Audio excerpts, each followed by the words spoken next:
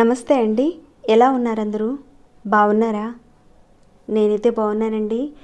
మీ అందరికీ అమ్మవారి ఆశీస్సులు ఎల్లప్పుడూ ఉండాలని కోరుకుంటూ, చాలా కష్టాల్లో మేము ఉన్నాము. ఆ కష్టాలు తీరిపోవడానికి ఏదైనా పరిహారం ఉంటే చెప్పమని అడిగారు. అది కూడా పవర్ఫుల్ పరిహారం ఉంటే చెప్పమని అడిగారు. మన ఛానల్లో అన్ని పరిహారాలు కూడా మంచి ఫలితాలు ఇచ్చేటివేనండి. అలానే ఈ పరిహారం కూడా మంచి ఫలితాలు ఇచ్చేది. అయితే ఈ పరిహారం చేసుకోవడం వల్ల కలిగే లాభాలేంటి, ఎందుకు చేసుకోవాలి, కావలసిన పదార్థాలు, నియమ నిబంధనలు, ఇవన్నీ ప్రతి ఒక్కటి కూడా నేను వీడియోలో అయితే చెప్తానండి. వీడియోని స్కిప్ చేయకుండా చూస్తూ ఉండండి. ఈ పరిహారాన్ని చేసుకోవడం వల్ల 4 వైపుల నుంచి కూడా మీకు ధనం వస్తుంది. మీ మీద, మీ కుటుంబ సభ్యుల మీద ఆకస్మిక సంఘటనలు అనేవి జరగకుండా ఉండడానికి ఈ పరిహారం బాగా ఉపయోగపడుతుంది. అంతేకాకుండా ఆర్థిక సమస్యల నుంచి మీరు బయటపడడానికి, మీకు అప్పులు ఉన్నాయి, చాలా అప్పులు ఉన్నాయి, బ్యాంక్ లోన్స్ ఇవన్నీ ఉన్నాయి, వాటి నుంచి కూడా మీరు బయటపడడానికి పరిహారం బాగా ఉపయోగపడుతుంది. మరి పరిహారాన్ని ఎందుకు చేయాలి, ఎలాంటి వారు చేసుకోవాలనేది తెలుసుకున్నారు కదండి. ఇంకా చెప్పుకోవాలంటే మీకు ధన రావడం అనేది లేదు, ధనం వస్తున్న నిలబట్టలేదు. ఇలాంటి సమస్యలతో మీరు ఉన్నా చేసుకోవచ్చండి. ఇంకా మీరు ఏ పని చేస్తున్న పనుల్లో ఆటంకాలు వచ్చి ఆ పని అనేది ఆగిపోవడము, అది చిన్నదైనా పెద్దదైనా సరే ఆగిపోవడం జరుగుతూ ఉంటుంది. ఇక్కడ చూసుకుంటే మన జాతకంలో రాహు ప్రభావం ఉన్న, శుక్ర ప్రభావం ఉన్న, గురు ప్రభావం అంటే ఆ ప్రభావం అధికంగా ఉందని అర్థం చేసుకోవాలి. దాంతోపాటుగా శని భగవానుడు కూడా మీకు నీచంగా ఉన్న, అది దశల్లోనూ అంతర్దశల్లో ఉన్న, నీచంలో ఉన్నా కానీ మీరు చేస్తున్న పనుల్లో ఆటంకాలు వస్తాయి. వాటి నుంచి మీరు బయటపడడానికి చేసుకునే సిద్ధి పరిహారం అండి ఇది. చాలామంది అడుగుతూ ఉంటారు కదా, అసలు సిద్ధి పరిహారం అంటే ఏంటండి అని అంటారు. చాలామంది చేసి లాభపడిన పరిహారాన్ని సిద్ధి పరిహారము అని అంటారండి. మన పెద్దలు మనకిచ్చిన అద్భుతమైన పరిహారం ఇది. చాలా తేలిగ్గా ఉంటుందండి. మరి ఎలా చేయాలనేది చెప్తాను. దానికన్నా ముందు ఒక చిన్న రిక్వెస్ట్, మీ అందరికీ ఉపయోగపడే మంచి మంచి వీడియోస్ని మీకు అందజేస్తున్నాను కదండి. ఒక్క లైక్ ఇవ్వండి. చూస్తున్నారే కానీ లైక్స్ అనేవి సరిగ్గా ఇవ్వటం లేదు. మీ అందరు ఇచ్చే లైక్స్ వల్లే మన ఛానల్ అనేది ముందుకెళ్తుంది.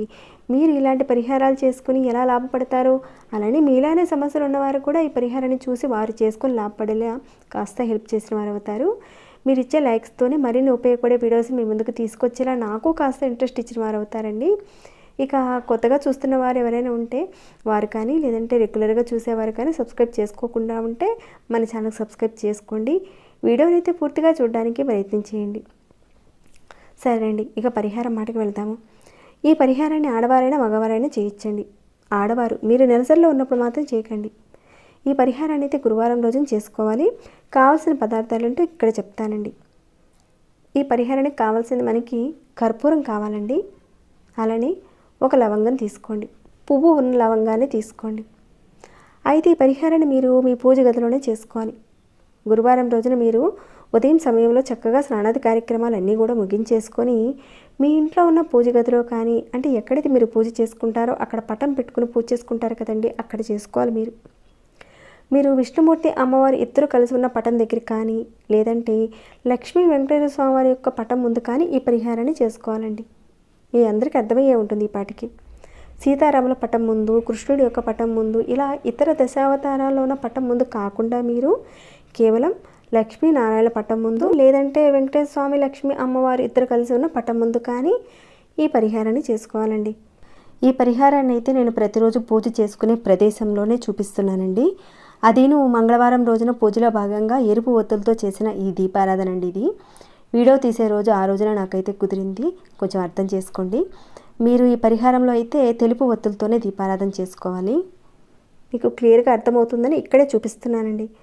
ముందుగా మీ దగ్గర ఏవైతే ఉన్నాయో వాటన్నిటిని కూడా చక్కగా పక్కన పెట్టుకుని స్వామివారిని, అమ్మవారిని పూలతో అలంకరించుకొని నమస్కారం చేసుకుని స్వామివారి ముందు ప్రమిదల్లో కానీ, కుందుల్లో కానీ ఏవైతే మీ దగ్గర ఉన్నాయో ఒక 2 కుందులు తీసుకోండి.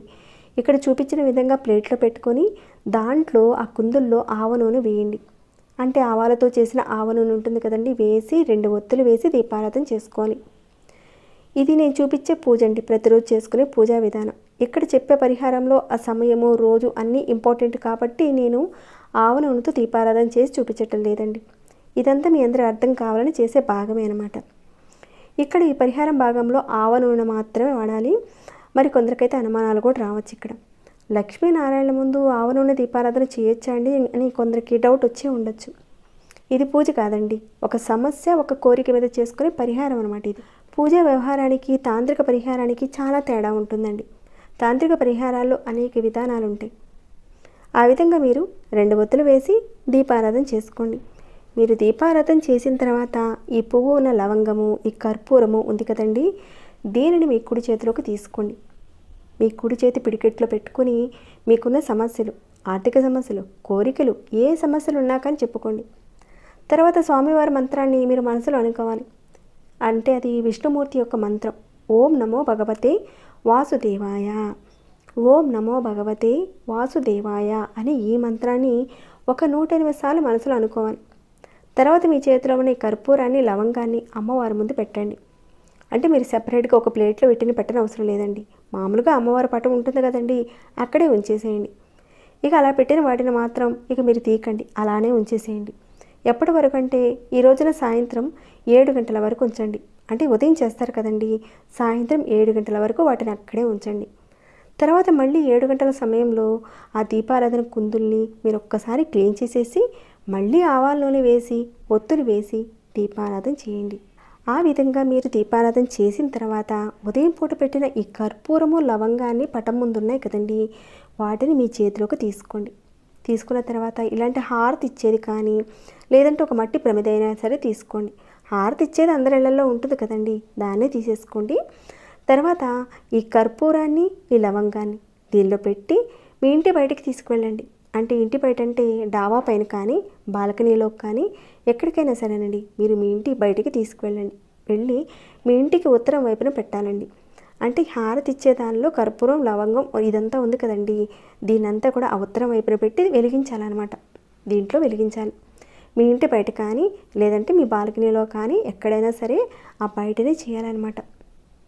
ఆ హారతి కర్పూరం ఇచ్చేది ఉంది కదండి, ఆ కర్పూరం, లవంగాన్ని దాంట్లో అలానే పెట్టి ఉత్తరం వైపున వెలిగించాలన్నమాట. ఇక ఉదయం పూట ఏవైతే అనుకున్నారో కోరికలు, సమస్యలు, వాటిని మళ్ళీ సాయంత్రం సమయంలో మీరు కోరుకోవాలండి.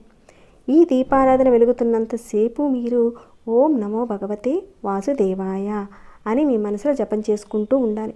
ఈ విధంగా మంత్ర జపం చేస్తారు. ఇక వెలిగించినదంతా కూడా కాసేపటికి కొండెక్కిపోతుంది. తర్వాత మంత్ర జపం ఆపేసి మీ పూజ గదిలోకి వెళ్ళి విష్ణుమూర్తి, లక్ష్మీ అమ్మవారికి మీరు ఒక నమస్కారం చేసుకుని స్వామివారి ముందు మీ మనసులో ఉన్న కోరిక కానీ లేదంటే సమస్య ఏదైతే ఉందో దానిని చెప్పుకోండి. ఇలా మీరు ఒక 5 గురువారాలు చేయాలండి. ఒకవేళ మధ్యలో మీకు నెలసరి వచ్చినప్పుడు ఆ రోజున ఆపేసి ముందు వారాలు లెక్కలోకి తీసుకుని తర్వాత వాటిని మీరు కంటిన్యూ చేయండి. ఒకవేళ మీ ఇంట్లో ఎవరైనా మరణించి ఉంటే పెద్ద కర్మ కానంత వరకు ఉంటే ఈ పరిహారాన్ని చేయకండి. పెద్ద కర్మ అయిపోయిన తర్వాత చేసుకోవచ్చండి. పరిపూర్ణమైన నమ్మకంతో, విశ్వాసంతో చేసుకుంటే అద్భుతమైన ఫలితాలు ఉంటాయండి. మీకు ధనం 4 వైపుల నుంచి రావడానికి అవకాశం ఉంటుంది. మీ కుటుంబంలో ఎలాంటి ఆకస్మిక సంఘటనలు జరగకుండా ఉంటాయి. అలానే ఆర్థిక సమస్యల నుంచి కూడా బయటపడతారు. ఇంకా అప్పుల బాధల్లో నుంచి, లోన్ల నుంచి కూడా మీరు బయటపడతారండి. అయితే ఈ పరిహారం విషయంలో ఈ కర్పూరాన్ని వెలిగించేటప్పుడు మీ ఇంటి బయటకు తీసుకెళ్ళి ఉత్తరం వైపునే చేయాలండి. అంతేకాని ఇంట్లో మాత్రం చేయకండి. ఇది సిద్ధి పరిహారం అండి. చాలా తేలిగ్గా పనిచేసే పరిహారం ఇది. ఏదైతే మీ మీద రాహుగ్రహ ప్రభావం, శనిగ్రహ ప్రభావము, శుక్ర ప్రభావం ఏదైతే మీ మీద ఉండి ఆ గ్రహ ప్రభావాల వల్ల ఆటంకాలు వస్తున్నాయో అవన్నీ కూడా మెల్లమెల్లగా తగ్గిపోతాయండి. చెప్పిన విధంగా 5 వారాల పాటు తప్పకుండా చేసుకోండి. మంచి ఫలితాలు అయితే చూస్తారు.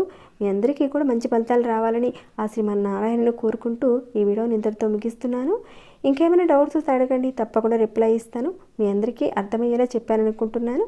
ఒకవేళ సరిగ్గా అర్థం కాకపోతే మళ్ళీ ఒకసారి వీడియోని ప్లే చేసి చూసుకోండి. ఇంకా లైక్ చేయని వారు ఎవరైనా ఉంటే ఒక లైక్ ఇవ్వండి. సబ్స్క్రైబ్ కాని వారు మన ఛానల్కి సబ్స్క్రైబ్ చేసుకొని ప్రతిరోజు మన ఛానల్ నుంచి వచ్చే వీడియోస్ని వాచ్ చేస్తూ ఉండండి. మరొక భక్తి వీడియోలో మళ్ళీ మిమ్మల్ని కలుసుకుంటాను. అంతవరకు సెలవు.